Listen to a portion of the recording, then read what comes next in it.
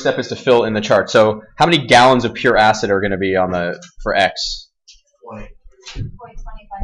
0.25 times x. And what about the gallons of solution y? 0.35 y. And then how can you figure out how many gallons of pure alcohol are going to be there total? 20 times 0.32. 20 times 0.3 is, what is that? 6.4. So you know that, first of all, you know that the total volume of solution you end up with is x plus y.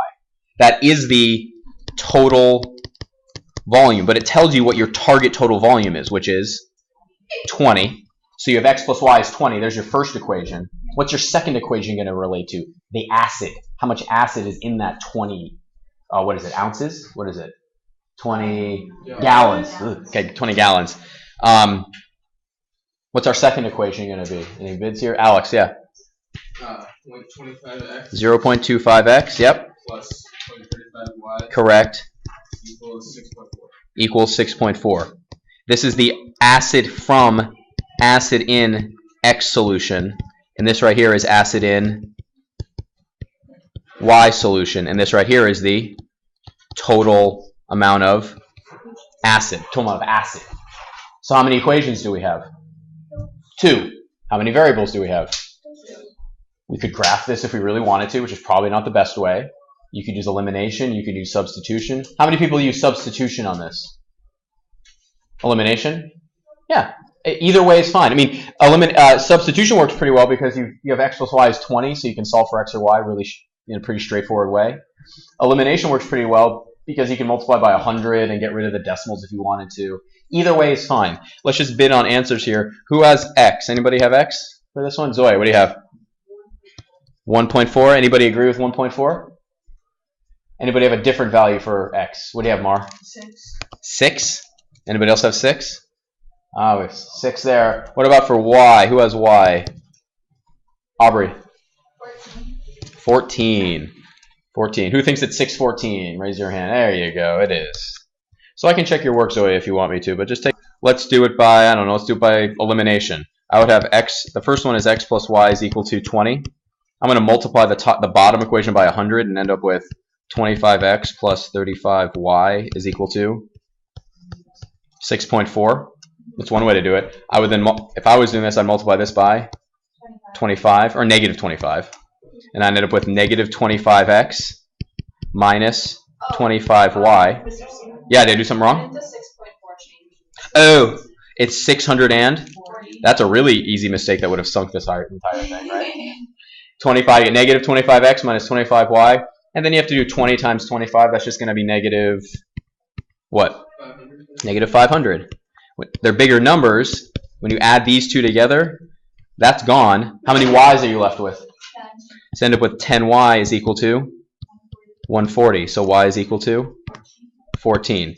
And you know, what was that nice relationship? X plus y had to be 20. So you know x is 6. So you know x is 6. What's the value going to be right there? X is 2.2. 2.5 times x. What's the value of cereal going to be? 1 times y. Exactly. How many kilograms, what else does it tell you? It tells you that how many kilograms are you trying to make? 30. So where do I plug the 30 in? Right next to mixture. Yeah, 30 right there. That's the total amount the mixture is going to weigh. So if you're adding x kilograms of the first and y kilograms of the second, x plus y has to equal 30. X plus y is equal to 30. So then we have to fill in that bottom right there. What does it say? So what's the value of the mixture going to be? What's the value of that going to be? 1.7 times 30. So you know that 2.5x plus 1, I'm just putting that in so I know you can drop the 1. I'm just putting it in there so you see what's going on, equals 1.7 times 30. How many equations do I have? 2. What's really important at this point is you understand where these equations, that's the same thing as 17 times 3. I moved the decimal place 1 to the left here and 1 to the right over there. It's the same thing, but 3 times 17 is a little easier to think about than 1.7 times 30.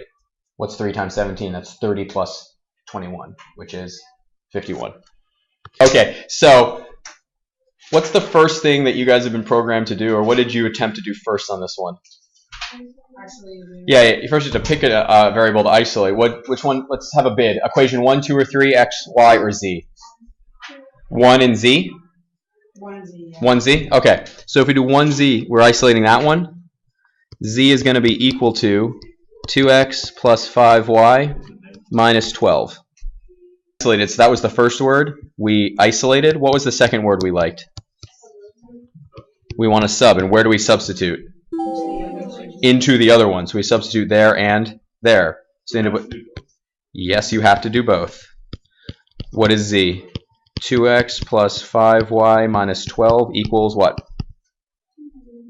Negative 10. Let's clean this one first. Let's clean this one up first. One word for what we have to do? Yeah. So we have negative x plus y minus what? 8x minus 20y plus, what's 4 times 12? Equals negative 10. Combine what? What do we need to combine now? Yeah, how many x's do I have on the left? Negative 9 of them. That takes care of that and that. How many y's do I have? Negative 19y. What's that going to equal? You got this and this. Yeah, what's that going to equal? Negative what? Negative 58. And we don't, you see all those negatives? How could we clean that up if we wanted to get rid of all the negatives? Yeah, multiply everything by the same thing, which is negative 1. And we end up with 9x plus 19y equals 58. So there's one of our equations, but that has two variables. We need to have a second equation with those two variables. We just plugged into the second equation, so now we need to plug into the third one. Here's the third equation. Please plug in the z value right there and simplify. Plug it in there and then simplify. Do that now. So I'm hearing some grumblings. What did you guys end up with? Hannah, what did you get? What? It's not what I asked. When you plugged in z equals 2x plus 5y minus 12 into that equation, what did you end up with? What was the last thing you ended up with, Milo? Negative 48 equals 31. Who ended up with negative 48 equals 31? Who ended up with that? Nice. So what that means is z equals that. You plugged it in. Is that true? That is not true. So what does that mean? No solutions. So you would just write that.